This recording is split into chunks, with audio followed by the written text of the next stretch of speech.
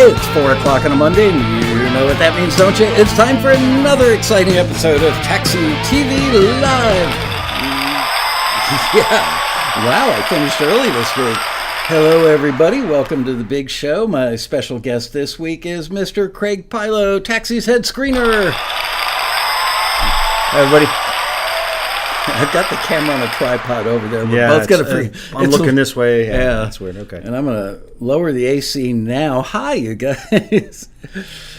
Let's get it cooler in here. I did it 5 minutes ago, and of course it's not latching onto the thermostat. There we go. Office 72. I'm going to freeze it. Anyway, today we are going to do questions with the head screener. I'm not freaked out, but we got a lot of questions. There was a lot. Well, but stuff that's not even applicable to you. So some of the stuff I'll co-answer with you. That'd be fantastic. I know it would be. Yeah. Everybody's waiting with bated breath. Hello, everybody in the chat room. How are you guys? Good to see you. There you all are. Wow. Greg Carroza, how are you? Who wrote Laurel and Hardy? Get out of here. Greg Carroza, Alan Hall, Marion Laird, Musical Wizardry, Moran Sela? There's a name I don't know. Hello, welcome to the big show. As he looks the wrong way. The camera's exactly normally right. Over there. It's over here. So. Anyway, hello, guys. So we're going to jump right in. We got a lot of questions in advance. The rules of the game for today's show are that we are going to answer the questions first that came in because we said in the email that we're going to answer the questions that came in beforehand. So let's jump right into it. Also want to mention that we are going to do voting this week for the people that were kind enough to do the 30 to 45 second promos with their cell phones. Or mobile devices, cell phones. So, gee. Anyway, I think we got 18 of them, and there's no way we could have gotten them to the show. And frankly, we had a really hard time trying to whittle it down to the top three because we know so many of you. And it's like, I think I'm not being completely unbiased here. So we put them all up on a YouTube channel. Every 15 minutes or so, Liz will be posting links to where you can go vote on YouTube. And I will announce the winner in next week's show. So there you go. Thank you all for doing it. Some really cool stuff in there.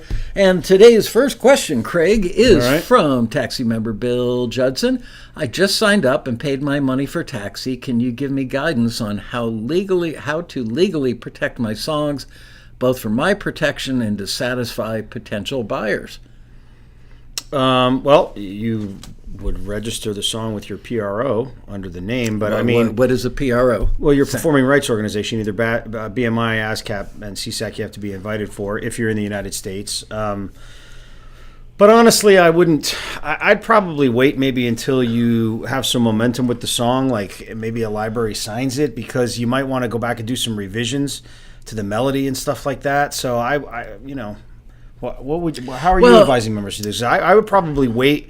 Like now I'm pretty confident when I do something, it's for a specific thing, and I'll go ahead and register. He's a composer as well. But I think if I was submitting to Taxi, I might wait until there was some interest in the song, or see what at least one screener thought of it first, because they might say, hey, trim 15 seconds off your intro, rewrite the melody, and then you've got a completely different song that's registered. So, I want to add something. First of all, neither of us are attorneys, although we play one on episodes of TAXITV. So this is not legal advice. But I think you're also asking about copyright registration. And again, this is not legal advice. This is just me commenting on what I hear Taxi members have been doing for years and years and years. If you've written a song that you're pitching to artists on a major label, I would register the copyright on that song. And you don't have to wait for the registration thing to come back. You can, once you've sent it off, you're good to go.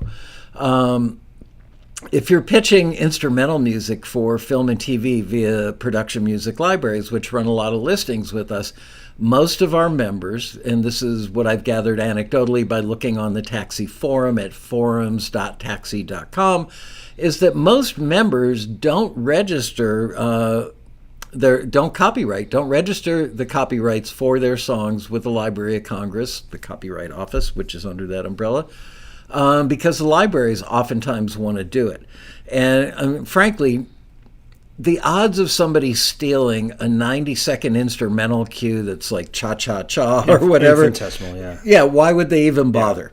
Because a little cue on its own probably won't generate enough money in its lifetime to make it even worth stealing. It'd just be better to go create one. Now, if you've written a song and you're going to pitch it to, Ariana Grande, that's when you should register the copyright. And Craig is 100% right about the PROs. Sometimes the libraries would prefer that you don't register the PRO up front because they may ask you to revise. There's a reasonably decent possibility of that happening. So you can get even more detailed information than I've got time to give by going to forums.taxi.com.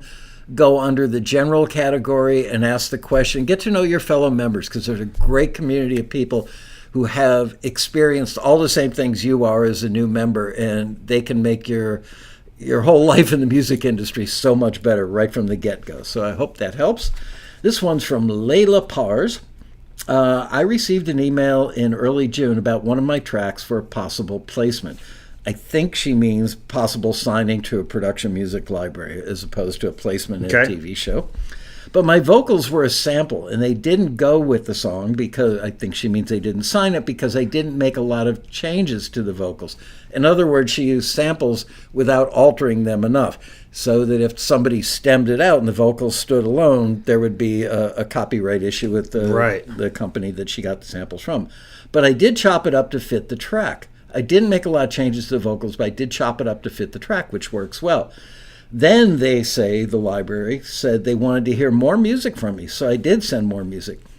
Then they said if I could send music that doesn't have vocal samples in it, which I did send over, I asked them a question regarding music, and they didn't reply. Until this day, they haven't replied back to me.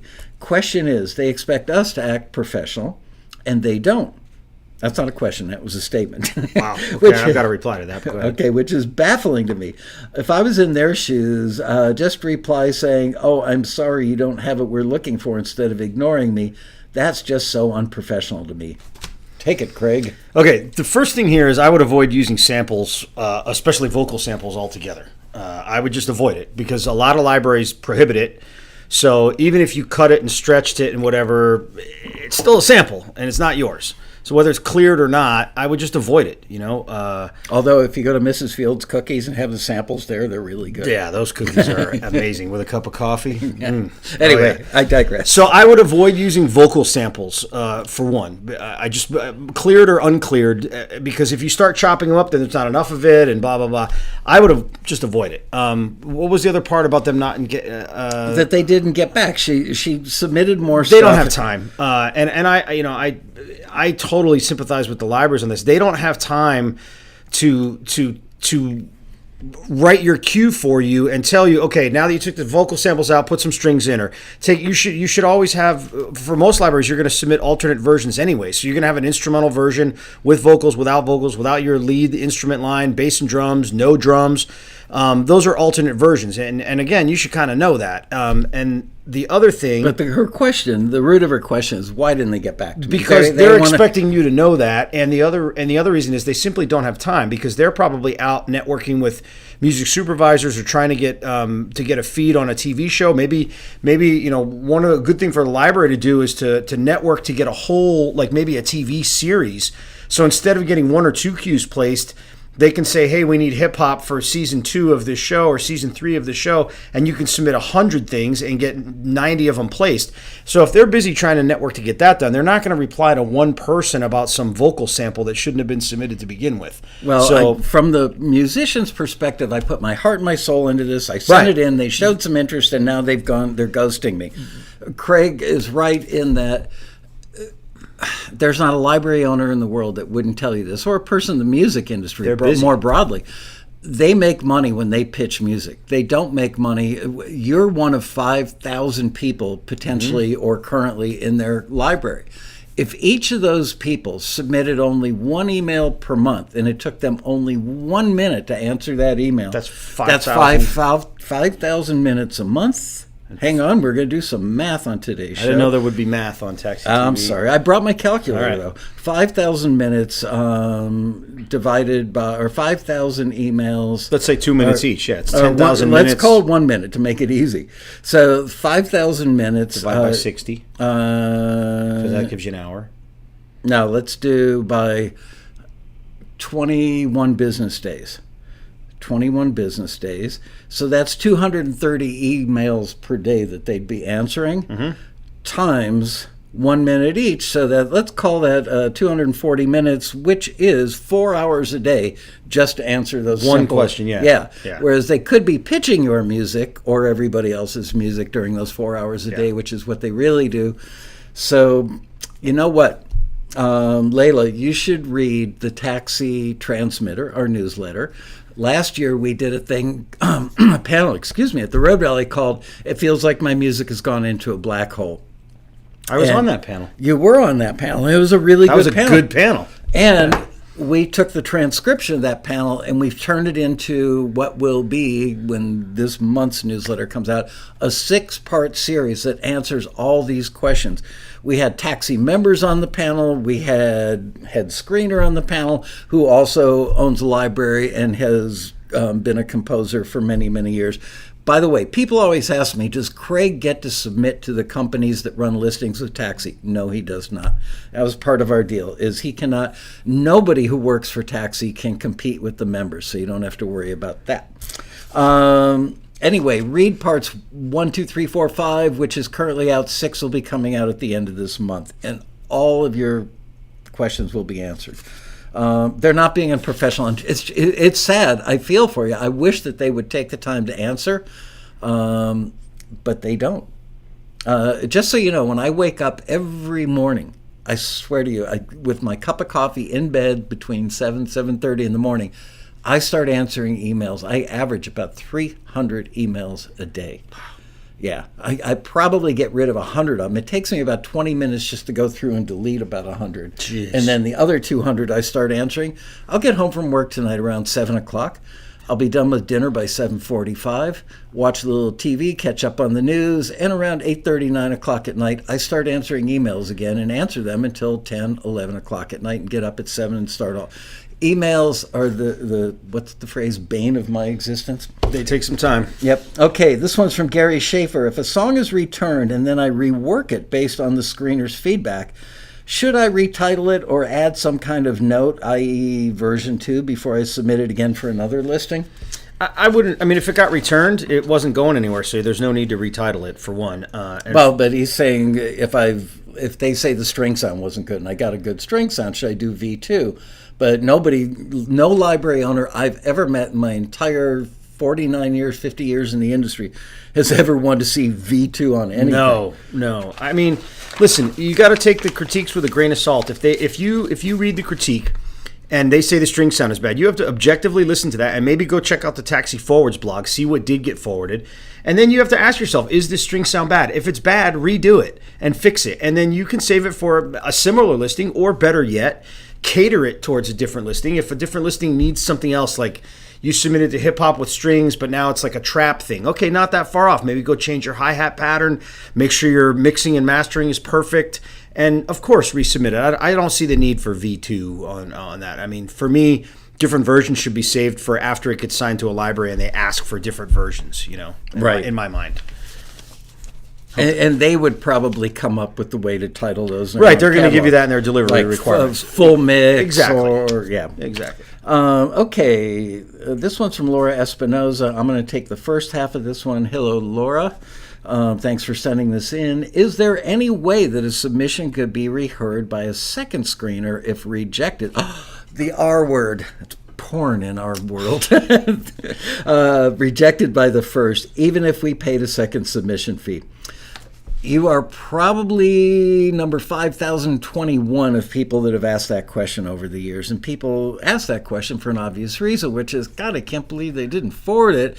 Maybe the screener was having a bad day, or they just don't get me. For whatever reason, they didn't like it. I'm sure if somebody else heard it, my chances would go up.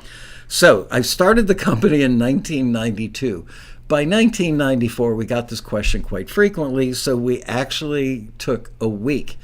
And all the listings that we screened that week, we did a panel of 3 different screeners who didn't know how the other 2 were voting. We put them in the conference room and had them do their, a blind taste test. And like 99.7%. I mean, it went was the same way. Yeah, it was the exact same way. That doesn't surprise me. And we, in order for us to have a panel, we would have had to charge $15 a submission. So, but I will tell you, this is why we have Head Screener. If you feel that you've got a strong case, the screener, I don't agree with the screener got it wrong. That's an emotional, subjective argument versus the screener said they didn't like the French horns and I didn't have French horns.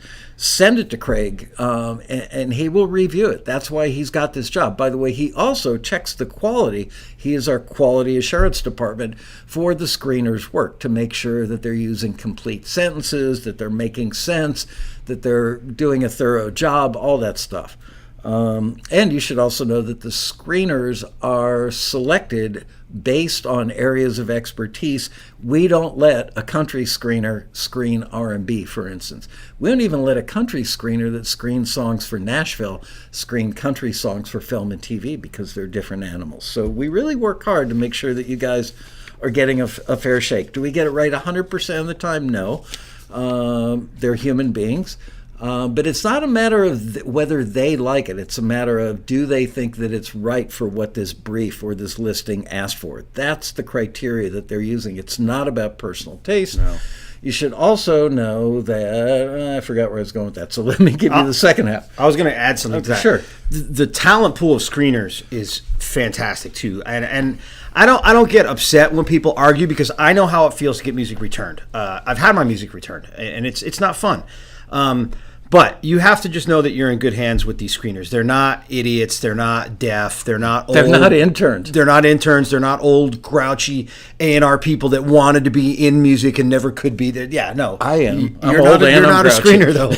But, I'll give you an example. One of our screeners, does orchestration for all the biggest names in the business. And this particular screener is flown to London to conduct orchestras for said composers and stuff. And they're at the top of their game. They're just one of the most employed. I mean, they're hard. It's hard to keep them as a screener because they're so busy in their respective field. So when I get a complaint about the way somebody handled this particular orchestration or voice leading or the way it's just like, come on, you're arguing with the best of the best, and I'm not forced to defend them, and we're not on the same team, and I don't have to build a case. I'm just saying you have to give the screeners their professional courtesy, their well-deserved, earned reputation. It's why they are where they are. Yeah, they are not wannabes who are taking out their own frustrations on you. They want you to succeed, and quite frankly, it's in their best interest because they're not getting paid by the unit. They get paid $30 an hour. They don't get paid by the number of critiques they do because we didn't want to give them a financial incentive to go faster. And they... God, I can't... they know that when they write forward on something or check the forward box, it's easier than writing an explanation for a return. So their default, if they're a normal human being, is that of a lazy person who would like to go, yeah, this is good enough, I'll forward it. That way I don't have to write a critique. Exactly. Which that is not a reason for a forward, obviously, but you get my point. Okay, and this one... What was the second half? Was that the second half? Yeah. Why would a song in a unique category like Christmas songs be rejected when the requesting party wants to hear original submissions, and of course the song is professionally recorded? Why not let those go through to the requesting party if, of course, it's considered a good song? Okay, well, there could be I don't have the specific submission in front of me. I would have to probably hear it to give a better answer. But if it was returned, it's returned for a number of reasons. Okay, so the request Look at was the right-hand box that says, I return this because. Right, that would be a reason there. So with Christmas music, a lot of the reasons stuff is returned, maybe it's not original enough, maybe it sounds like something that's already out there, or maybe it's too niche and it's not universal enough for Christmas. Christmas music happy and almost like right at the level of being overly corny, right? Christmas music in general, it's always happy. There's going to be jingle bells in the track somewhere to make it sound Christmassy. So, and the reason we don't just forward stuff, we do forward stuff if it's close. Okay, if it's really close enough. Whoa. We don't routinely forward stuff that is close. If the screener feels pretty good about it and they think that the client should hear it, we forward it. Right. What we don't do is just forward everything over the fence and let the client decide, because that's what we do. That's our job, is to send them the best of the best. And if we continue to send them great music, they'll keep coming back for more. So we can't send them stuff that's substandard in any way, shape, or form. Probably the most asked question in the entire music industry: why can't you send it if it's close? And the truth is, they can hear close all day long. They use us because they need a front line to say, this is the great stuff. They're not looking for you. If you were going to buy a piece of art to put in your living room as a centerpiece piece of art over your couch, would you buy a piece that's like a C+, B+, and go, it's okay? No, you would want to buy the best piece you could that you could afford. And they're the same way. They can find decent all day long. They're in a competitive industry. They need to find stuff that they think is supremely licensable. All right, this one's from Joel Beck. If I send a song that has never been on any platform or public media and it gets forwarded to the company that requested it, does the client send the song back or delete it if they decide not to contract or publish it? What does he mean? Do they send it back? They just won't sign it if they don't want it. Right. No, the answer is no. We send it to them digitally. They're not going to send us back the MP3 that we sent to them for us to send back. They just press delete. Yeah, that's it. Right. Yeah. Or they won't download it from the playlist. And they don't notify you. That's also covered in that series. We've been doing this for so long, and we know what you guys are yearning to learn, that we cover this in the newsletter every month, that a few hundred people read out of thousands of members. It's frustrating. Maybe 500 members are active on the forum out of thousands, and all this information is out there for you. We do a thing called the new member Zoom for everybody who joined TAXI. Please go to that. Yeah, we're doing it Wednesday of this week at 4 p.m. It's a live Zoom with me and you guys who are new, and we answer all these questions. We do everything we can to ramp you up and teach you the industry, because if you think it's just about isn't my song great, it's not. That's the requisite. That's the floor. Great music and right music is the floor. Above that is, are you professional in your interactions? Do you drive a library potentially crazy and they go, music's great, but this person's going to drive me crazy? How many versions do I end up sending? How do I, do I need to master it before I send it in? A million little questions. So I try to answer all that stuff in the new member Zoom, so you don't have to spend a year or two ramping up to learn that stuff. So yeah, if they're not interested, they just don't sign it, which I know, again, we talk about this in the Black Hole series that's in the current newsletter and the previous 4. This one's from Dave Kiefer. I'd like to ask if every screener is required to listen to all the reference tracks in their entirety. It's a great question. Absolutely. Not only do we encourage them to listen to all the reference tracks in their entirety, I encourage them to do it before each shift. And if they end up screening for longer than 2 hours, I tell them to take a break and then go back and listen to the references again. That way they're in your head. And even if you're familiar with it and you've listened to it 1,000 times, right, it'll be fresh in your brain, like the tempo, the instrumentation, the general production aesthetic, like stuff like that. You want it ingrained in your head before you make a comment. It keeps them on point. It keeps everybody on the same page. And that is the same listing that you guys see is the same thing that the screeners see. So there's no discrepancy. There's no chance. And they don't have any inside information. No, they don't even know who the clients are. Right. They know what you know. So it's not like they're judging that submission on, oh, well, I know this thing that the member doesn't. They know what you know, and nothing more, nothing less. Here's a question from Mark Infusino, and I'm going to fill in some blanks because he's talking about trailer music. Okay. It's pretty apparent to me. What would you say is more important to focus on when forming the act arrangements? Is it the timing of the one rhythmic hits that help distinguish each act? As for example, say I have too many low hits in a short period of time. Each hit sort of indicates a change in what's coming to the audience, right? That makes no sense. Did it make any sense to you? No. So I read this before the show, Mark, and here's what I'm going to tell you. First of all, when it comes to trailer music, and you should elaborate on this when I'm done, but I got schooled by a friend of mine who does a lot of trailer work. 3 acts, okay? So there's like the intro, there's a new movie coming, and now here's a little plot development, maybe a little introduction to the characters, and then the 3rd act is a more robust plot development and reveal combined with, depending on the type of trailer. Is it an action trailer? Is it a mystery trailer? Is it a Craig and I fell in love on our first date trailer? The romantic comedy or the fantasy trailer. Right, yeah. So there's all different kinds. So it's not like one set of rules fills all. There are always exceptions to every rule. But you said something in here about, the trailer being scored to picture.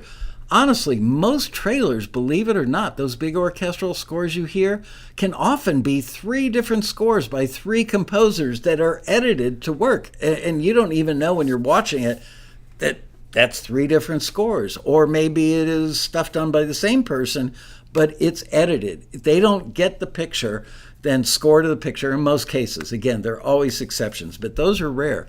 And it used to be up until 3 or 4 years ago that people would demo the trailer music, and then somebody would go cut it on a scoring stage with a real orchestra, and that was a requisite. If you want to get your stuff in a major motion picture trailer, had to be done, which obviously the average person on the street can't afford to do that. Nowadays, I would say 80 or 90% of the trailers that are done in the box with home studios, because the quality of the work has gotten so good, the quality of the samples is so good. So can you elaborate on the 3 acts and how that is, what should the priority be? I think what he's asking in essence is, I'm listening to the references and I'm trying to make it like the references. My short answer to that, Craig will give you a much more musical and elaborative answer, but my short answer is the references are there. I always say this to help you triangulate. What do they have in common? They all have a French horn. They're all within this tempo range. They all really get big at the end. They all have timpani. Don't get so granular that you are looking at, the first big drum hit happens at 2 bars. Take it away, Craigo. Yeah, it sounds like you covered just about everything I was going to say, because a lot of those trailer listings, for one, they're getting really competitive. It's like country music now. It's a very competitive genre to be in. It's also awesome and rewarding to work in. It's fun to work on trailer music. It's rewarding, like you feel like you've made an actual composition. But study the genetic makeup of the way those things are put together. If it's a 90-second cue, maybe each act is about 25 seconds with some sort of riser or impact hit in between, or however you're going to connect the dots on those. The other thing is, too, if it's a 3-act trailer, you want to make sure that you've got basically 3 miniature distinct compositions with a beginning, a middle, and a resolve on each 3, and they also have to be cohesive and work together. And you also want to make sure that your first act is a little bit smaller and maybe perhaps more spacious getting started. Then your middle one has a nice transition, and then, as Michael said, your third one, especially if it's like some sort of action or thriller,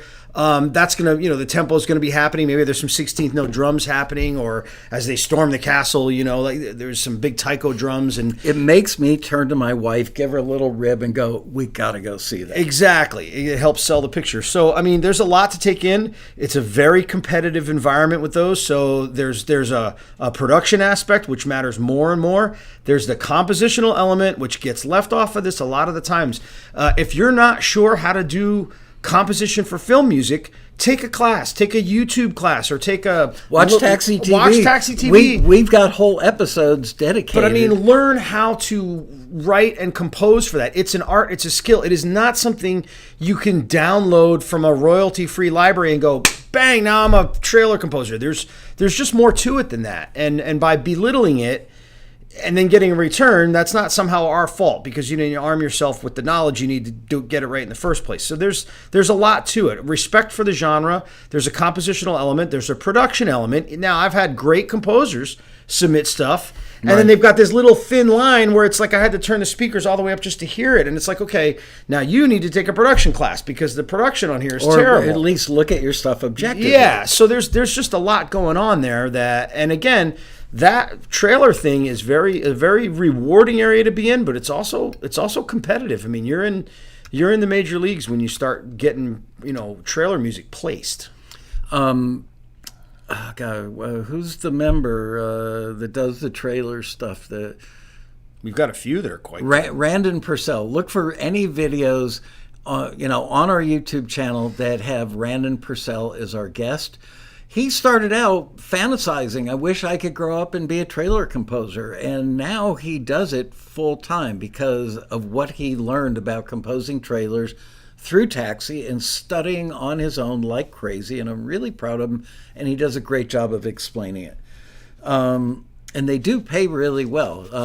Like everything, they used to pay better. I mean, I have friends that 10 years ago sometimes got like $100K for a trailer placement. I haven't heard of that recently. I wish that was still true. Now it's, I'd say more like 30 or 40, probably. or that would be the high water mark. Mm-hmm. Yeah. And also learn about doing TV promos because they pay well, not that well, but better than your average placement. But again, there are several types of formats. It's not one size fits all, but a true professional in that field understands, for this type of show, the promo would be best suited with music like that. For another kind of show, a promo for The Bachelor is going to be sappy and orchestral probably, whereas a promo for, a show that's a shoot 'em up CIA chase show is going to be completely different. So you watch trailers, search for them on YouTube, and just watch them and make notes. It'd be like me saying I would like to golf on the PGA Tour, but I only go out and play for 5 hours a weekend when I can, when the weather's nice. I'd like to play shortstop for the Boston Red Sox, but I'm not that good at catching a baseball and hitting. All right, this one is from Paul Hill, and I wrote your name next to it. I submitted a song for listing that wanted a vintage recording and was then rejected because the string sound of an ARP string ensemble, I've used those back in the day, 40, 50 years ago. ARP rejected because the string sound didn't sound real. Excuse me, I thought you wanted vintage. Please explain. I mean, I would have to hear the references, because there probably wouldn't be references for a vintage one. But you'd have to hear the track and read the list. Yeah, I would have to hear the track for sure because, how bad is it? And, again, if the reference had real strings and you submitted fake strings, that could be what they're talking about. If they had a certain sound and then yours was just different, there could be a lot going on there. It's very tough to comment on something without being the submission with the reference. I invite, Paul Hill, to email headscreener@taxi.com tomorrow. And send Craig the full critique, the listing number. Thanks a lot. I'm trying to make you earn your living here. All right. But this is what he does. And he's very good at what he does. So sure, send that to me tomorrow. I'll have a listen, see if we can figure it out. This one's from Latoya Braby. Would you consider Afrobeats mainstream? And this is regarding a listing that asks for modern, fun, emotionally upbeat songs in all genres, male or female vocals. Big dollar sync placements, national TV commercials, open to hearing positive feel-good songs in most of the popular / commercially viable genres, including, but not limited to, pop, rock, EDM, singer-songwriter, folk, R&B, soul, rap, hip-hop, blah, blah, blah. don't submit anything that doesn't have a lot of mainstream appeal. So Afrobeats, I got to say, I don't know boo about Afrobeats other than it's not, people think it's just African drum beat music. It's not. Yeah, I mean, it's fused with kind of hip hop and reggaeton a little bit, but I would think so, depending on how it's produced, But again, I would have to hear it and read and have the listing in front of me because it's tough to comment on specific submissions that I have. She's got the most. Which is fine. I'd have to look at it. I can't say from just reading that on point. I would say that if it's produced well in a mainstream fashion, it should have been. It sounds like it should have been something that could have worked. But Afrobeats is. I have a lot of library owners that are personal friends of mine. That I met them in the context of working at Taxi, and we became great friends over the years. A couple of times in the last year, they have mentioned to me, God, I'm getting all these requests for Afrobeats, meaning from industry requests from music soups and whatever. So it is becoming mainstream. I don't know how mainstream it is. Yeah, it would have to depend on how the track is produced, too. If it was produced in kind of a niche fashion to be cool and obscure, or was it meant to be commercially viable, and it would just have to depend on the track. Have to hear how it went. Again, you guys are still asking questions. We're not even looking at the chat right now until we get through these questions, because I said in the email we will answer the questions that people take the time to send in advance. Bradley Hagen, I love that question. I want you to ask it later. This one's from Rob Cavanis. Forwards are great, and I still get excited after every one. However, after 70 forwards to roughly 33 separate listings in the past year and a half, only 5 libraries have taken my music. Only? Most people would give a body part to be in 5 libraries. I've signed most of those forwarded songs to the libraries. I already have deals with... Forwarded songs to the libraries I already have deals with, all deals through Taxi Forward, so thank you. You're welcome. But aside from the great information in the black hole of Taxi panel discussion, is there any further advice you might be able to offer composers like myself to ensure more success with new libraries actually wanting to sign my forwarded music? First of all, let me say that being in 5 libraries is an accomplishment. Most members who are not in 5 libraries would gladly give up not a fingertip, but some sort of body part to be where you are.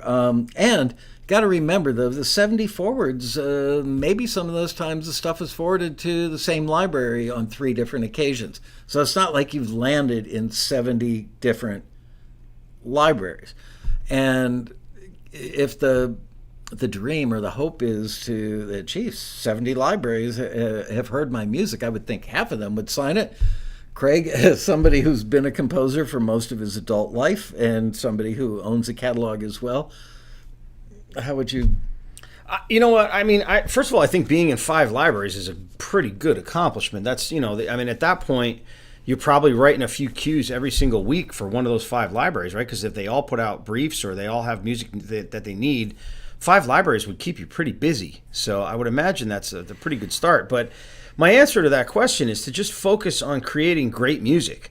If you specialize in one area, it might be time to expand. Like, for example, I like a lot of crime shows. I like the pulsing investigative tension, the T-Bone Burnett blues music. Exactly.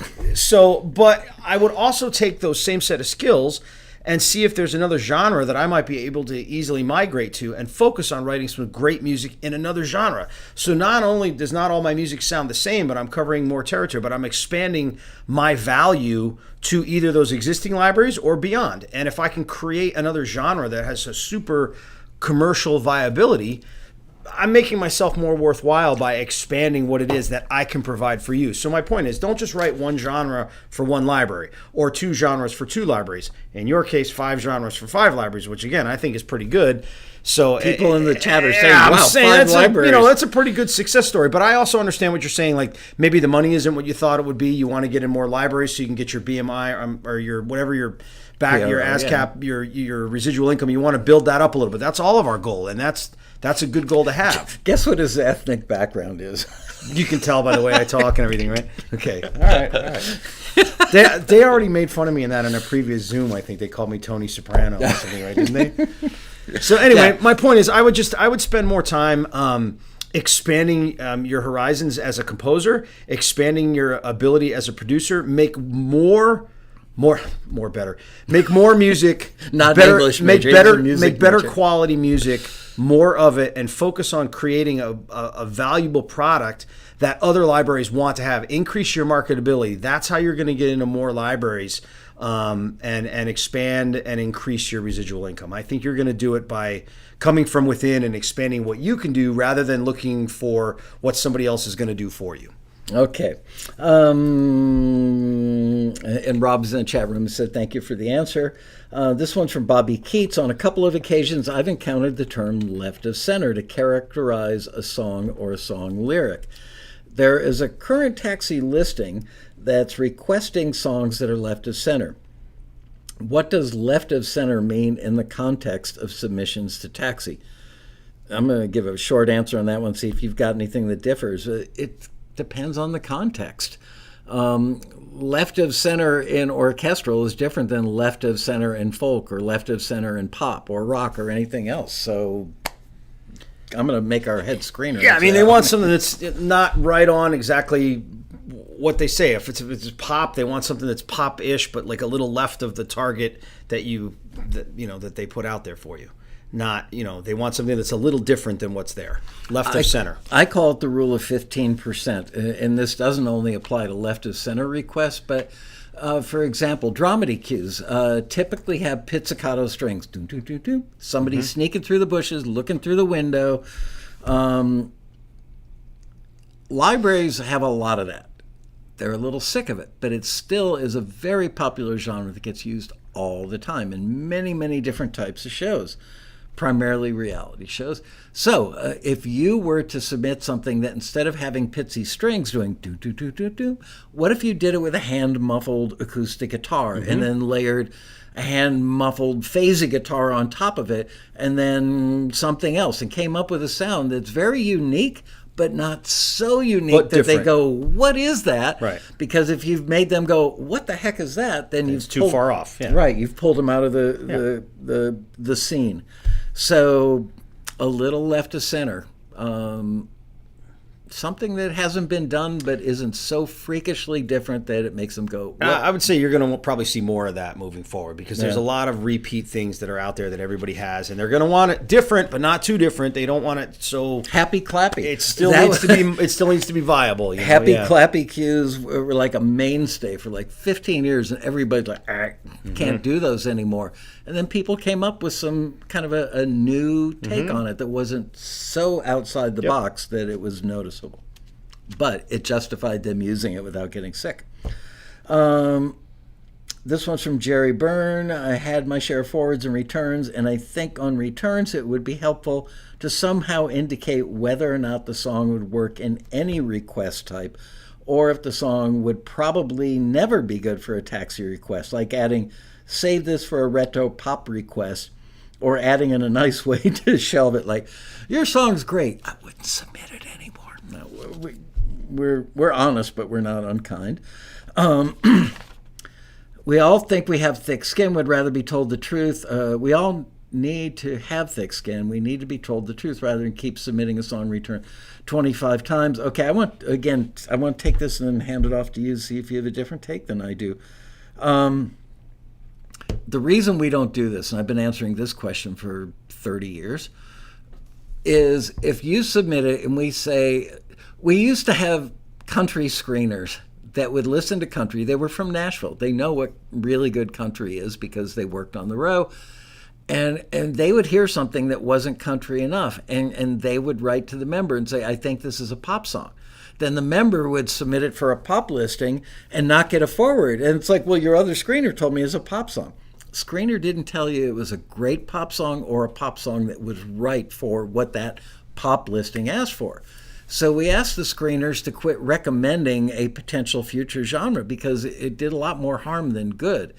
However, I will tell you, and I've mentioned this before only on TAXITV for our loyal viewers, we are working on something that it's 95% going to happen. I haven't finished negotiating the cost of paying the programmers to program it, but we have gone through extensive meetings. I mean, like 20 hours of meetings and all kinds of wireframing for the web stuff.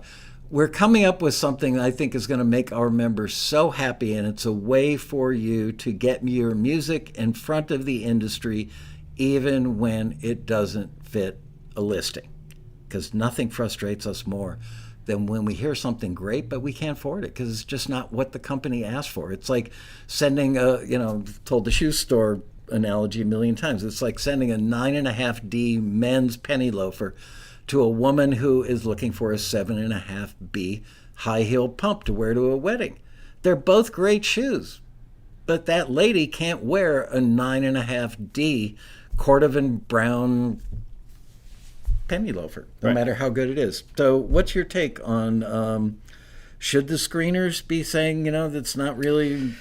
Like you said, I don't think it's a good idea to recommend it to another listing because every listing is different, and they don't know at the time if it would be good for whatever listing they're saying it, because they don't have a crystal ball. They don't know the requirements of whatever listing. And they don't even know what the other listings are. Yeah, so I mean, I would honestly avoid anything along that lines.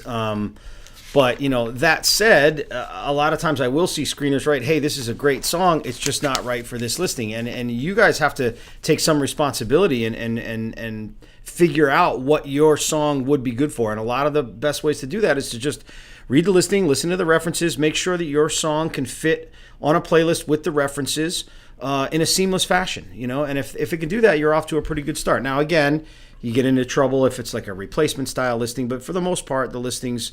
if they're looking for a genre and not a replacement for a track, which we've been running a lot of those recently for movies, which is cool. But for the normal style listings, if your submission can fit on a playlist with the reference seamlessly and sounds like it could follow them and it's in line with production, instrumentation, tempo, all that, that's a good gauge of whether or not you should submit it to that listing. All right. This one's from Alan Hall, who I saw in the chat room recently. So hello, Alan. Thanks for sending this in. I wondered how the different departments... Ooh, I want to answer this because it's about departments. I actually made a note. You get the second half, I get the first half. Okay. I wondered how the different departments in Taxi interact. How much coordination between the folks who pick the listing references and the screeners is there regarding how the publishing arm, meaning I think those of us who push it out to the members... Publishing arm expects the refs to be used to triangulate important info contained in the ref tracks. I suppose another way to ask the question is how can Taxi members better understand the refs the way the screeners do? First of all, it's not departmental. Craig is head screener. He sits in a fairly large room that's... Tom, who is our head of A&R, Tom reaches out to the company saying, hey, do you guys need anything new? He develops relationships with new companies that we don't have. I saw somebody earlier said, how many screeners does Taxi have? And we're up to like in the 400s as far as current people. I would say in any given month, we probably have between 15 and 30 different screeners. It all depends. Things ebb and flow depending on the genres that are being requested. Somebody who does trailers might not be needed for 5 weeks. And then all of a sudden we get 3 trailer listings in, and a month after that, they're going to be really busy for 5 weeks. So it kind of ebbs and flows. Anyway, there is a lot of coordination. How can I say this efficiently? I don't want to suck a lot of time explaining this, but it's fair. A Taxi listing goes through 16 steps before you ever see it, starting with step number 1, which is ingestion. Then a draft is written. And by the way, and notes are put into the database from ingestion. Any notes that we can pry out of the listing party's hands, which we do. They don't just run a listing. We say, okay, and what about this? And do you want it to be like that? And blah, blah, blah. And can you, the company, give us some references? And if they go, oh, man, I don't know, give us one. Because if we've got one, then we can find the other 2. Then the listing is handed off to, once we've gathered that information, it's handed off to a listing person who only writes the listings. That's all they do, and researches the references. You should know the person who writes the listings, and don't blurt this out in the chat room, not that it's a big secret, but I don't want a bunch of people emailing this person saying, hey man, can you give me an inside track? It's a Taxi member. who I found to be very intelligent and very articulate probably 3 years ago or so. And he was looking for work at the time that we were looking for a new listing writer. And I thought he would be perfect. And frankly, he's done a really great job. So he does not have any access to any other taxi members. He doesn't know who, he does know who the companies are. He can see that on the back end of the database. But he is not allowed to reach out to them for his own benefit and submit to that. He also has zero to do with the screening process, meaning that if another taxi member tried to bribe him or do something untoward to extort him, make sure my song gets for it, he can't. He's just disconnected from that process. Now, going back to the references, we try to extract that information. Sorry if my air conditioner clicks off at 4:45. I've never been able to solve that problem. Eco. Turning off eco. There we go. Okay. Sorry for that interruption. So he then gets that first reference.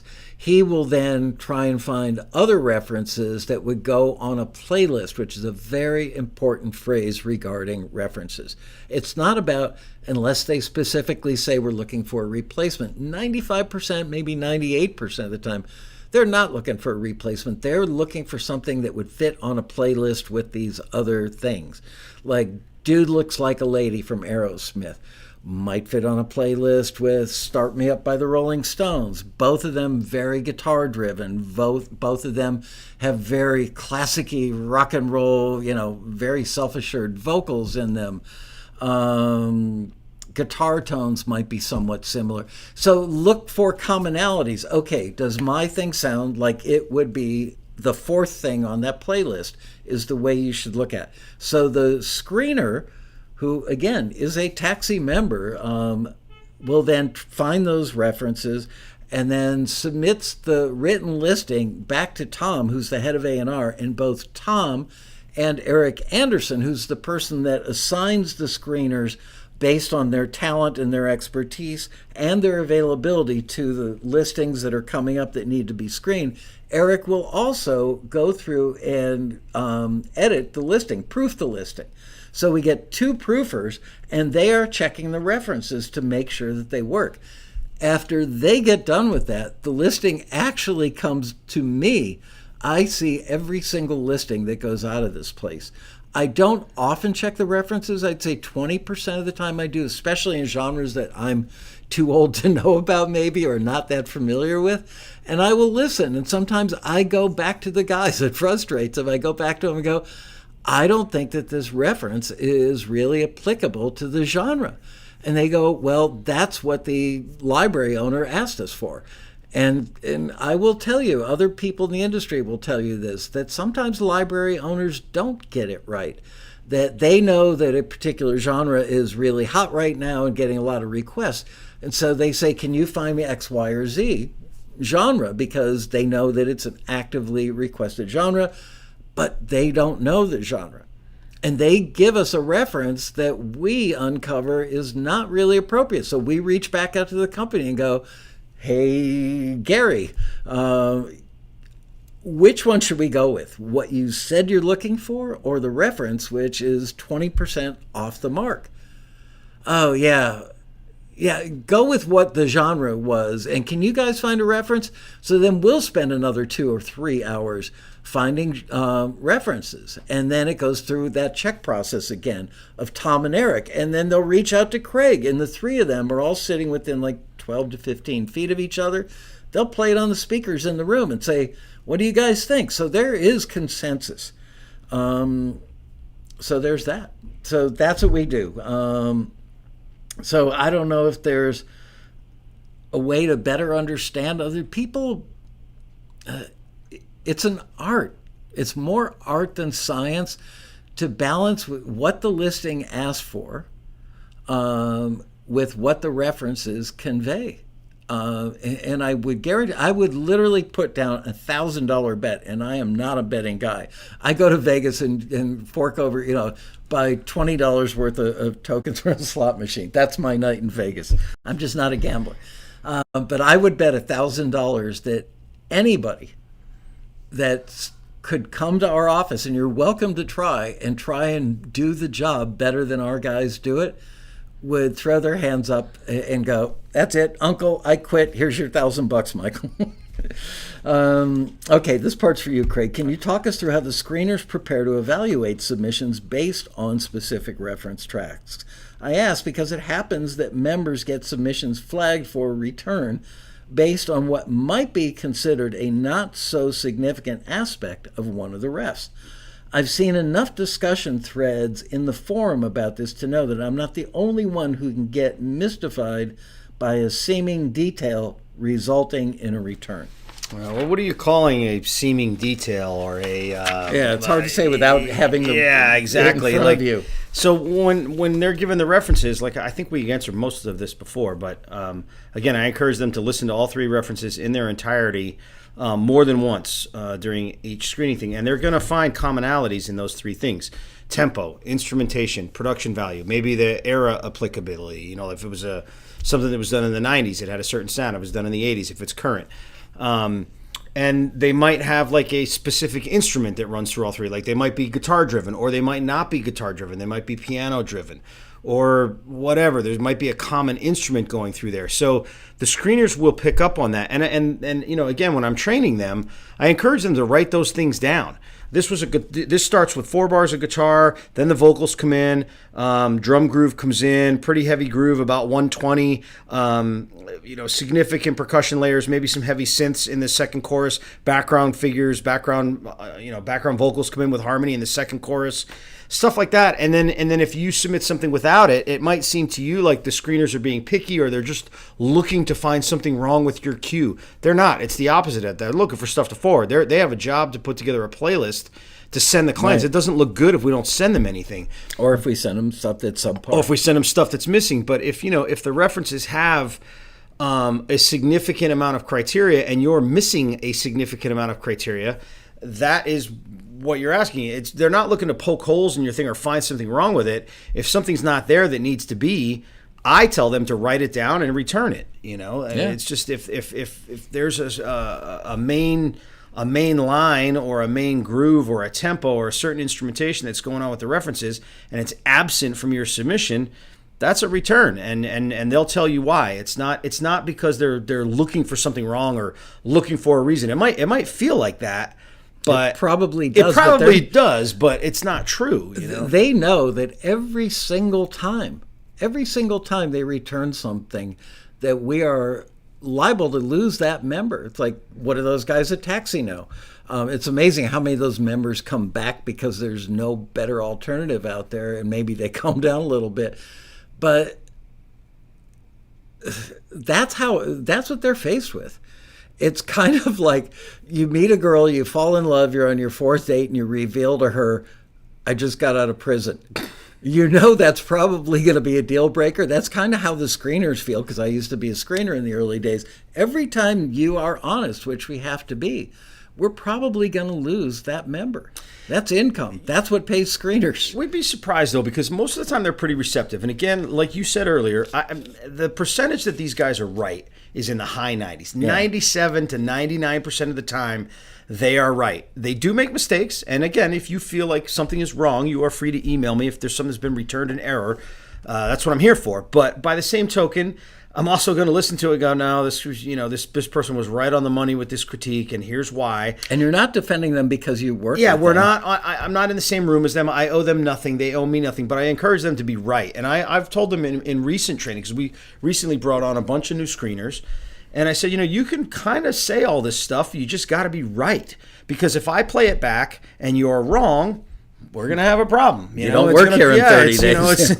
We're going to, those shifts that you sign up for, those are going to disappear. So the screeners are pretty good. And it's pretty straightforward, the process. It's not, after you do it a little while and you give it a chance, it's not that hard to understand. All right. This one's from Sasha Rose, and it's a very long, it's like 115 words here, so I may shorten this a bit. As a music creator, I'm looking to ensure that my pitch aligns with what licensing agencies, libraries are seeking for various projects. Could you please provide some guidance on what constitutes a spot-on pitch for both period pieces such as those set in the 1970s, 80s, or 90s that have already been recorded, and for current projects, it's impossible. I'm not sure I understand it. It's a little. She's saying, "Can you give me guidance? Tell me what I have to get right for period stuff, vintage." It's an impossible question because everything is different. I mean, as a creator, as a musician, you need to, if you're not submitting vintage stuff, but you're submitting stuff that sounds like the 70s, wasn't actually recorded then, it comes down to instrument sounds. It comes down to composition. It comes down to, what do they call that? The distance between notes. Intervals. The intervals on disco in the 70s are much different than intervals on like punk in the 80s. It's just different. The guitar sounds are different. The attitude is different.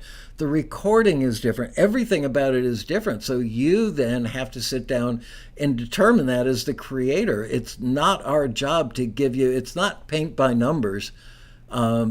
You get to create your own paint by numbers template. We don't do that for you. Right, and if it's vintage from the 50s, the miking techniques were different. They had 1 or 2 microphones in the back of the room back then, and their sound check meant moving farther from the microphone, and in the 60s and 70s, the recording got a lot better, and all the fancy analog gear, the outboard gear started to become more prevalent, and those big Neve boards and all those color sounds and stuff. So you'd have to consider what vintage era you're trying to emulate to begin with. And she goes on to say, for current projects, what are the current trends or elements that make a pitch stand out? Examples are given, but members are told not to copy. So exactly what about the examples are given?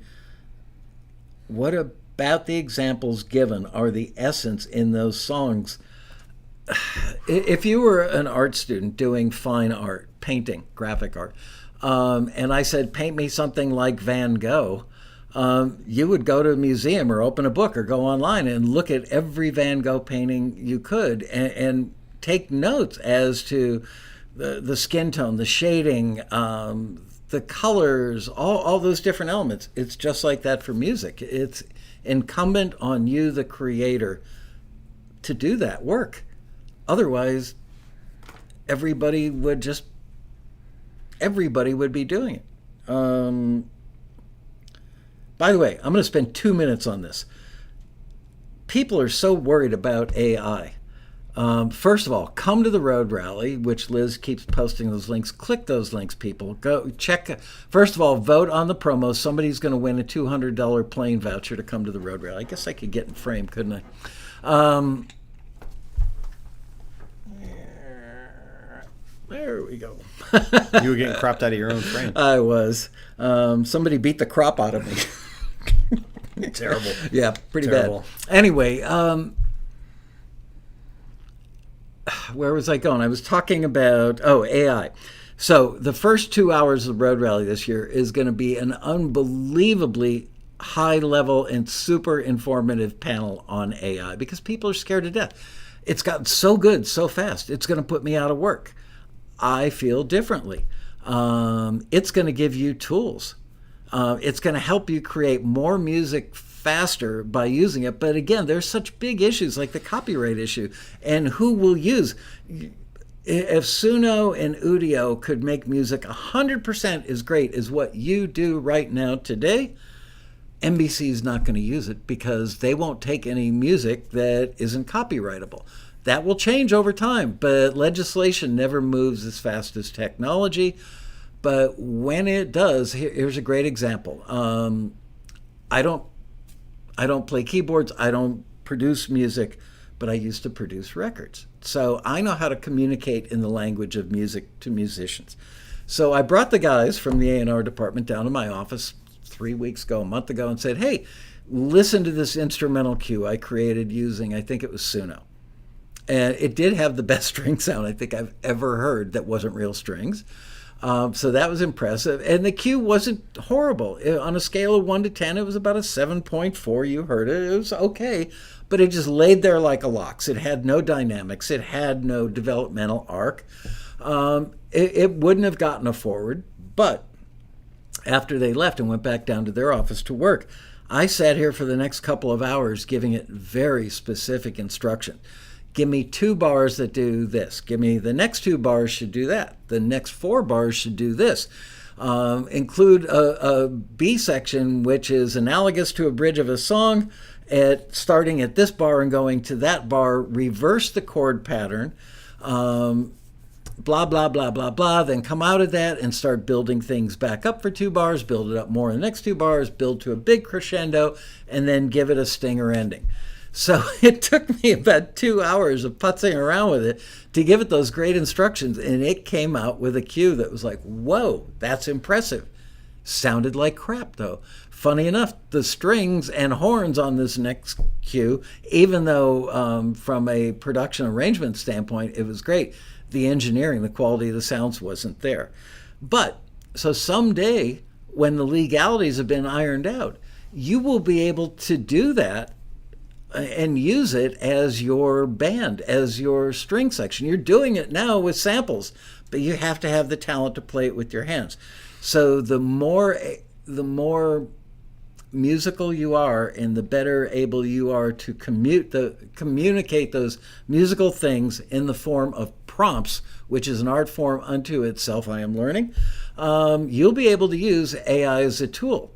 So what that means is a bright future for Taxi, because there's going to be a lot more music out there.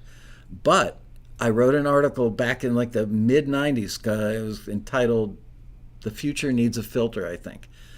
There's always going to be, just because, let's say NBC decides to have their own team of people creating cues for their own shows so that they own the publishing, whatever form that takes. That's great.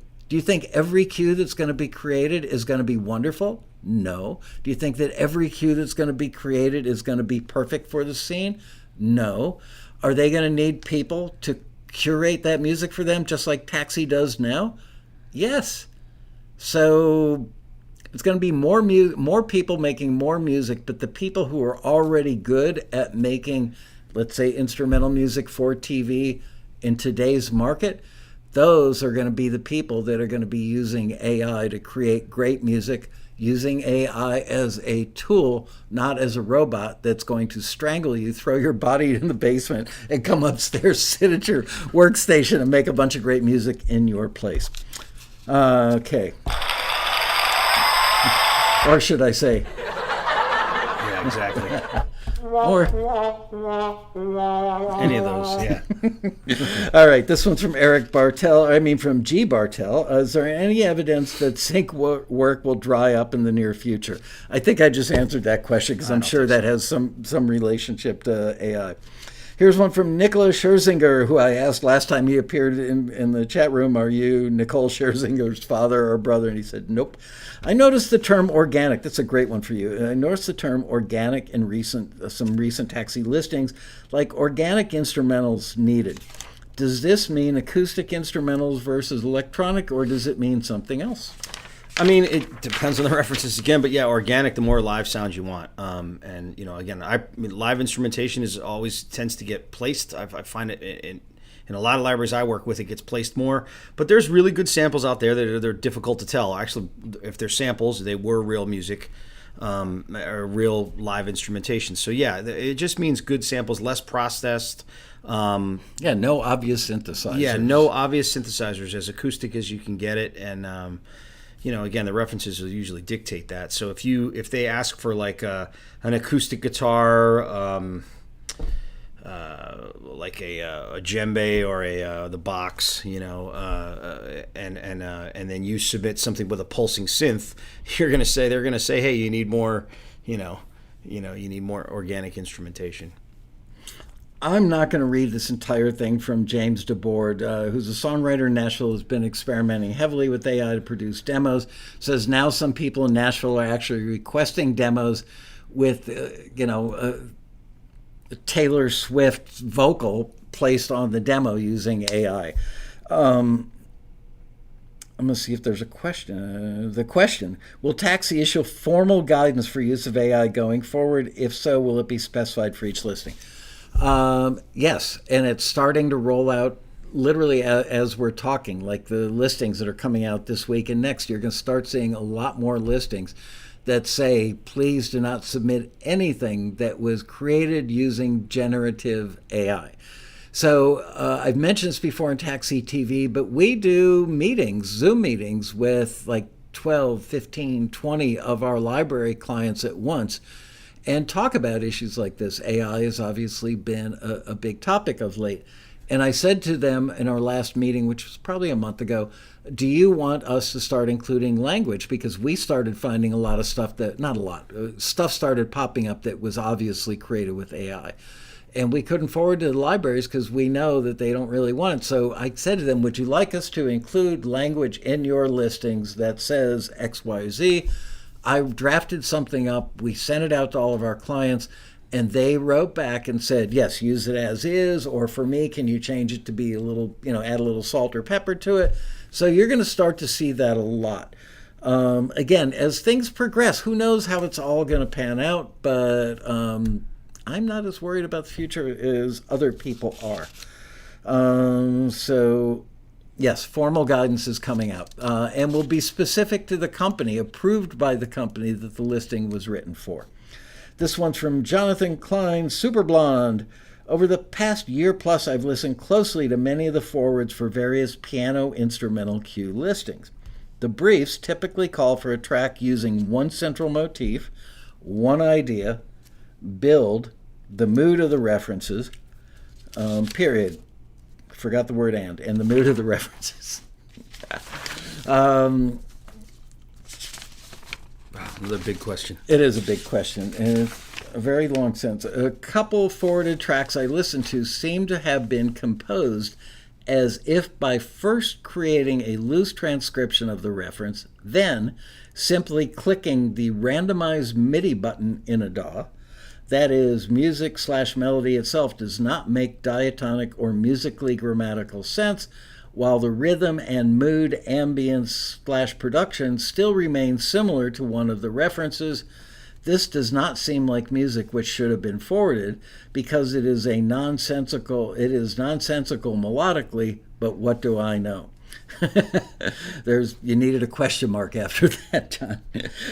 What do you think about this approach of writing a central motif and then for the build simply hitting the Randomize Midi button a few times to generate what the next musical section of the cue might be? I don't know.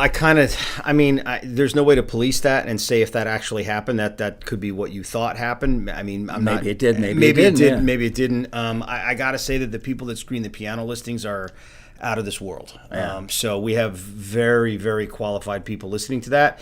And if that is in fact what happened, which I'd have to hear the cue you're talking about. I'm not saying it's impossible. I would just think that I would give our screeners the credit enough to forward stuff that matched the criteria of the listing. If it got forwarded, the screener heard something in that the client would also enjoy. So if it got forward, it means it matched the criteria. Now, if you want to dissect it on a music theory level, then that's something you should do. But I'm pretty sure. And you were a music major at North Texas, yeah. which has got one of the best music departments in the country. He is, by the way, like an A-list jazz drummer and session drummer. He is. Yeah. I mean, I've been pretty busy. Yeah. Yeah, and still busy. Yeah.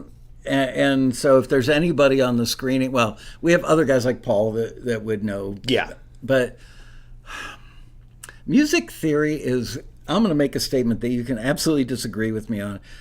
I have yet to meet a music library owner or a music supervisor who ever talked music theory to me at all. Right. It's all about, does it fit the brief? Does it fit the scene? That's right. Does it make my heart go pitter-patter? Does it make me cry? Does it make the action more exciting?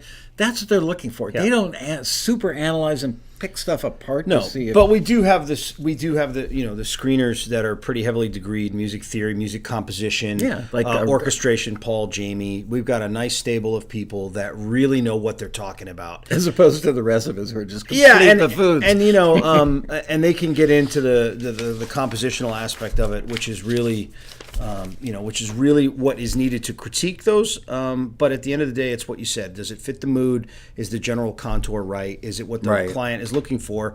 Those screeners will forward stuff that fits the bill.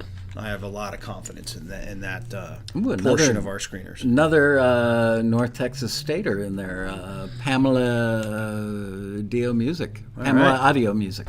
No, Pamela Dio Music. Okay, so it is time to take your questions. Bradley Hagen, you had one like a half an hour ago that I thought was really good. Now I can't remember because I'm old and my memory's shaky. So write the word question in all caps to make it easy to see you in the thing as they start scrolling by quickly, and we will do as many as we can.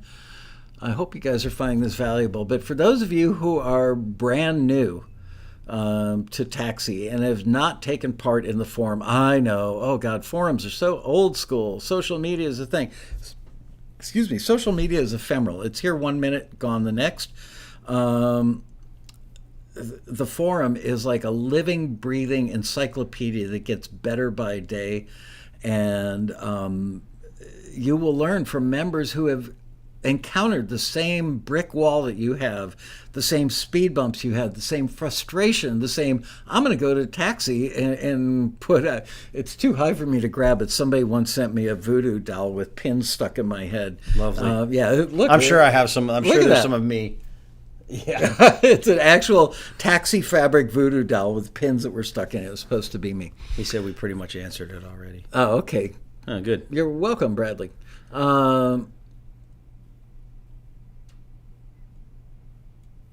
Now, we're not anywhere near those fires, but we've seen them up close and been through them here in Southern California and completely understand what they're going through. It's so easy when you see natural disasters on TV to go, oh, those poor bastards, standing on the roof, waiting for a helicopter to grab them, and they've been sitting up there in the pouring rain for 2 days, and their house is destroyed. And then you change the channel and turn on Jeopardy.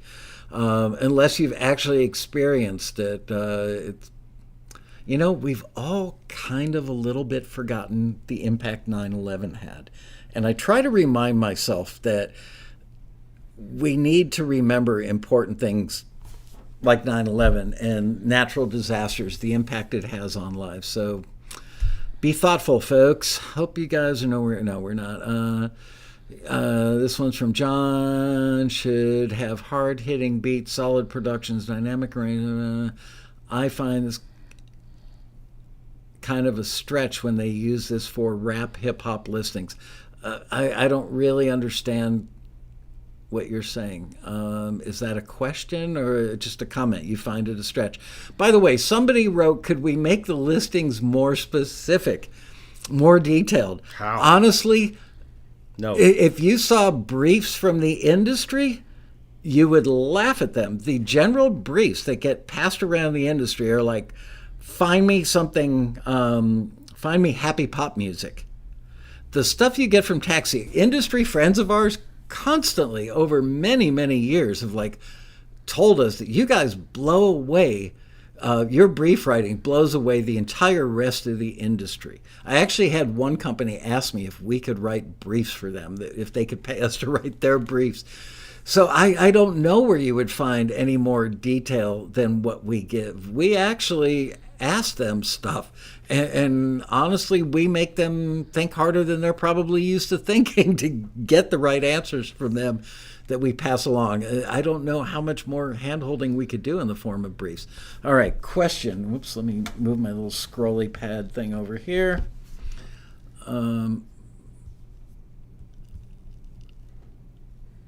Why are there no listings from music supervisors? We do get listings. We do get listings from music supervisors, but honestly, I'm going to tell you something. This is not a secret. People who are new and inexperienced don't often have it together. If we run a listing for a music supervisor and we forward your music to that music supervisor and it hasn't gone through a library, production music library's vetting and due diligence process, and now your music, the music supervisor hears it, goes, wow, this would be great for the scene. I need you to fill out the information here for this license. And it's amazing how people will forget or not be truthful about, was there a co-writer? I know you're going to find this hard to believe, but it happens way more than you would think. I know because I talk to music supervisors and library owners that encountered on a daily basis. As a matter of fact, if you read part 5 of Does It Feel Like Your Music Has Gone Into a Black Hole in this month's issue of the Taxi Transmitter, which you can get to by clicking on News on the top menu bar, navigation bar of the Taxi homepage, you will read from a music supervisor exactly that problem, which they get music and they want to use it, and they play it for the director or the executive producer, and then they find out, oh yeah, one of the writers died, so I didn't think you needed to know about him. Or did you fill out work for hire agreements with the vocalist and the lead guitar player? I did. Can I see those, please? Oh, I've lost them. I'm sorry, then your thing can't go in my movie. Yeah, it's hard to clear it. Right. So supervisors don't really like working with musicians directly. They want to work with them through libraries, which is why we concentrate on getting listings from library, because you can build a career there versus ruining your reputation across an entire industry by trying to get something over the transom with a music supervisor where you've either told a little white lie. I thought Mason handled that pretty well, though. I thought the answers that he gave, I thought he was nails, like everything. Everybody should watch that panel that we did. Not watch, but read it in the newsletter. Yeah. So we do run listings for supervisors, and thank God we've only had a few instances where it's come back to bite somebody on the butt, but until musicians have their act totally together, which most of us just don't, I want to say I wish everybody did, but not everybody does. Yeah. And people are just so desirous of getting. I remember reading up on it on the tour bus, and when I knew the writing was on the wall that I wasn't going to tour forever. I mean, I still went on to tour for like 7 or 8 more years after I got into sync. But I would read books on licensing, and I would read the contracts, and what am I missing? And then I would get my music returned, and it hurt my feelings. But then I'd be like, why? Because it's good. Oh, it's because of this. And then you read about all the other stuff you need to do, and there's just a lot to it. You need to arm yourself with all the good stuff. Edmund, short answer on just out of curiosity, does the screener start noticing and recognizing the artist submitting? Yeah, screeners absolutely do. And believe it or not, we actually train them that if you get the same piece of music from the same person so many times that you've got nothing more to help them with, put it back in the bucket and another screener will handle it. They can skip it and it'll go to another screener. Right, because we don't want to put the screener in position of, oh gosh, here's Edmund Red again for the 14th time with this song. So yeah, and they recognize the good people, and they recognize the people that are making progress, most importantly. Screeners love it when they get screener shout-outs from people on the forum that say, man, oh man, you really nailed it. Great feedback. I incorporated what you gave me, and now that thing got forwarded, and I just got picked up by a company. So thank you, screener.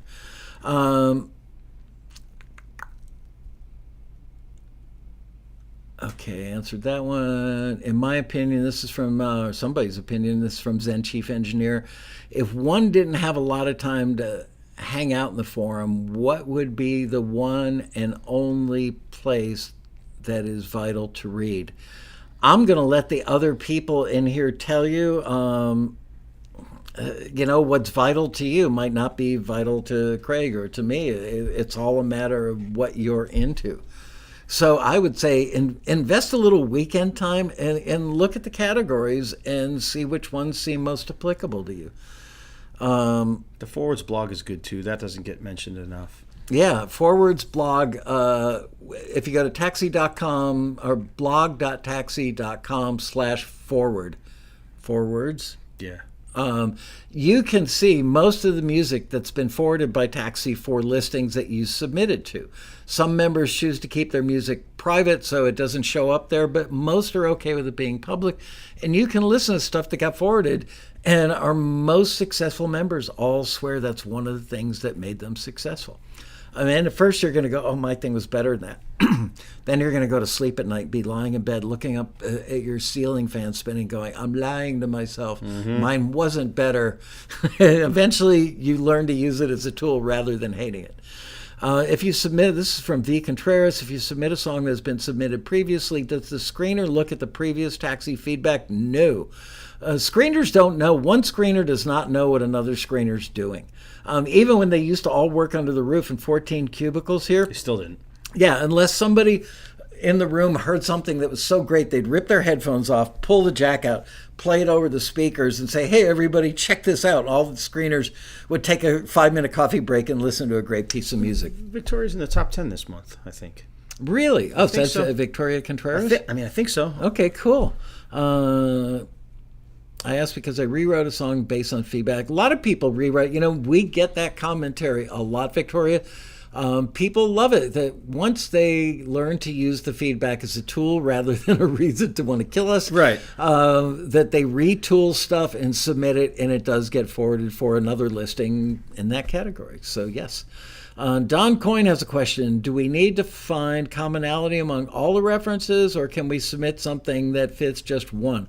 Depends. Yeah, I would lean towards combining all of them. Yeah, because if you're one, then you're kind of copying that one, whereas really all the references made it onto that list because they fit on a playlist together. And you got to just remember that mantra. Does my thing sound like it could be the fourth thing That's on the that goal. playlist? That's what you want. You want that number 4 spot if there's 3 references. Yep. Is there an AI mixer that you recommend? No idea. Sorry, I have never. Howard Schneider. Sorry. That's okay. Why can't we revise a song and resubmit when there is one little thing like it's too compressed?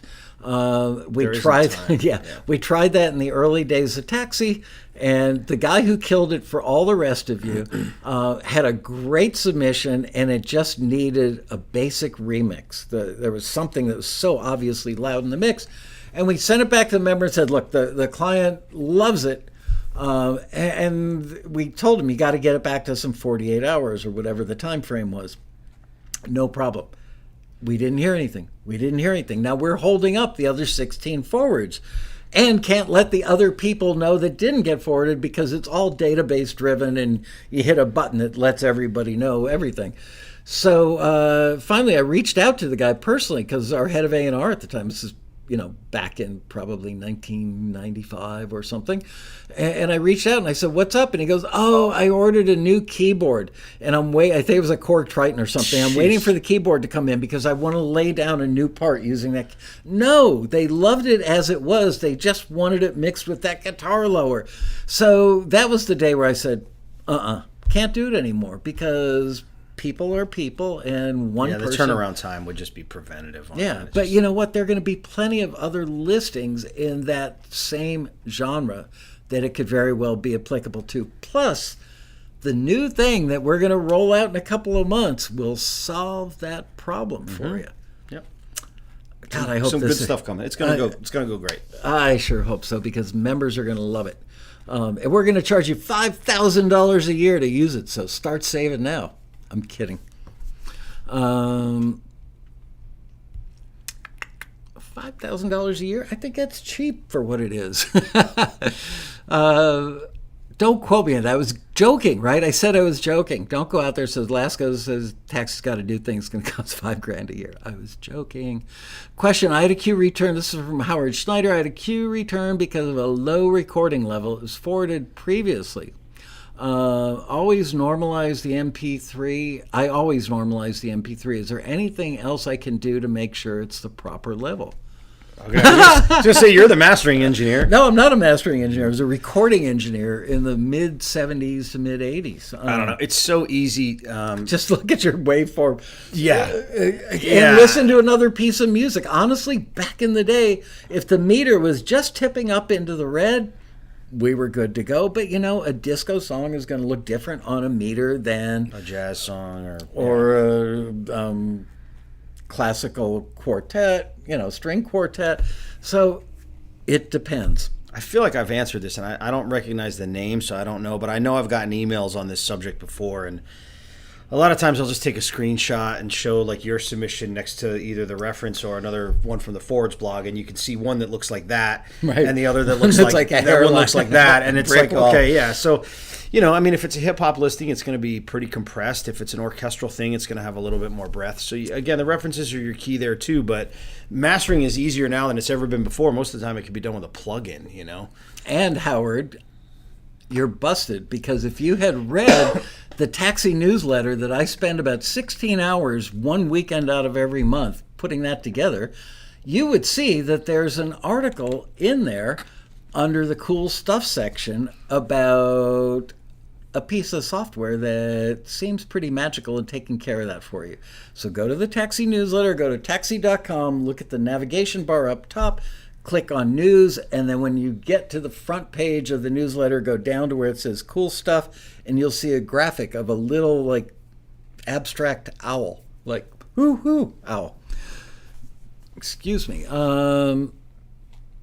Okay, we should be done. I'm going to go on for another. You good for like 5 to 10 more minutes? I'm good for 5 or 10 more minutes, yeah. Okay, thank you.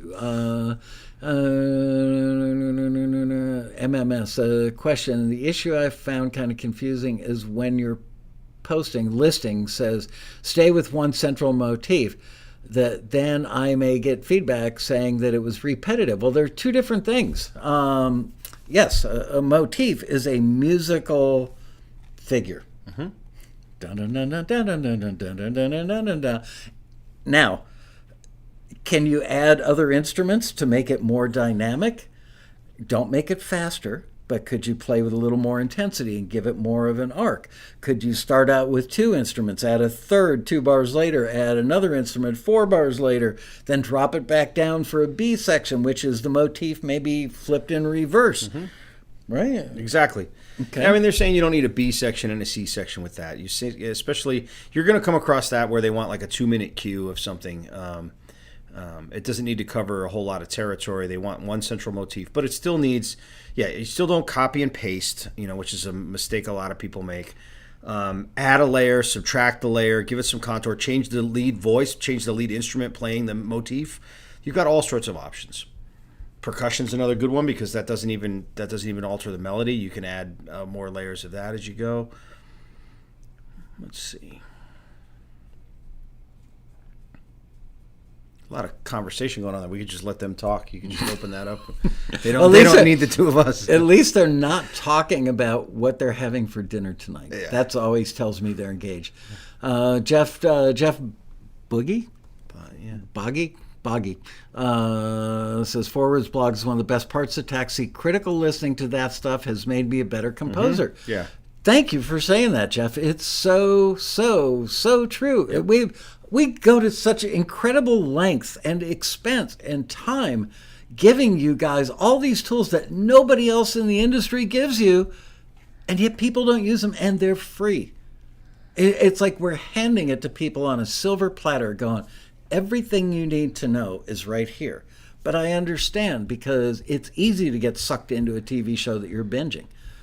I should have worked more this weekend, and I got sucked into House of Dragon. My wife did the subs and dubs for that show. Yeah, cool. HBO Max. Yeah. Okay, scrolling down. How important is the quality of the recording we're submitting to? It says broadcast quality. Broadcast quality means different things in different contexts. If you're trying to match Tom Waits and that era and that style, broadcast quality could be your laptop microphone and a guitar that hasn't had the strings changed in 30 years, and you gargled with gravel and did a couple of shots of whiskey before you sang. Broadcast quality for orchestral is if I walked into the room, it doesn't sound like a real orchestra, then it's not broadcast quality. Yep. Thank you for your patience. You're welcome.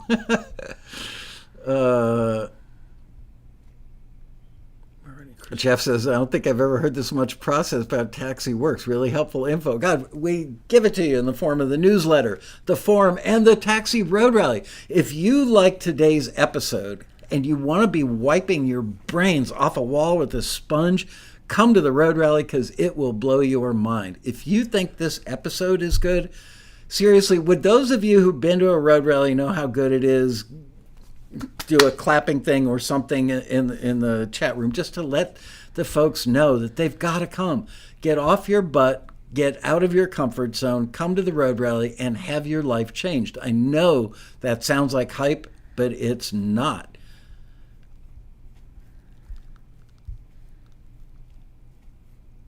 I guess there's no more questions. All right, let's wrap it up. We are 5 minutes over. Yeah. People, you see people talking about the rally. Yeah.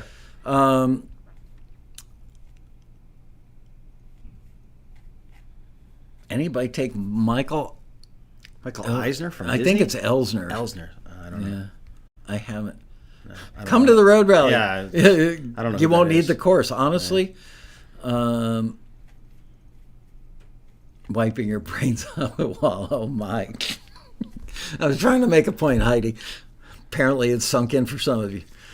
All right, you guys. All right, I think that's it. We are done. Craigo, Thank you, buddy. I will see you tomorrow. I Good will- luck, everybody. And, Thank you, guys. Thank you, Craig. You're doing seriously. He's doing the Lord's work, man. he gets the complaints, and it's all good. I understand their position, so Yeah. it's easy to understand. That's the cool thing about Taxi is the person writing the listings is a person that has to read the listings. The person who is checking that the screeners are doing a job was one of the all-time best screeners we ever had. So he knew where the bar was set. We really work hard for you guys. We're not bragging about that, but I'm proud to run a company made up of a team of people that take what we do so seriously. Mm-hmm. And it's frustrating when we put the food on the table and nobody eats the dinner. So eat the dinner. Next week, I'm going to have Greg Carrozza as my guest. Oh, wow, he's coming in. No. Oh, he's going to do it remotely. Okay. Yes. He's doing a remote. He lives in New Mexico. And he is going to do tips on finding, working with, and divorcing collaborators. Greg is a great guest, always very informative. And with that, I bid you a fond farewell. Thank you for showing up for this week's episode. Now I know where the camera is. Nice job, we will guys. see you next week. Yeah, great question. See you next week for another exciting episode of TAXITV Live. Bye-bye.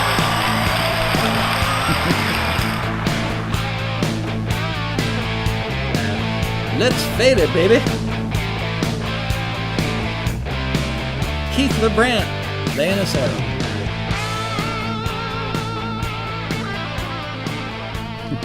Thank you, Michael and Pilo. Nice. My wife has known him for 5 years. She still calls him Craig Pilo. Nice. Wrong pronunciation.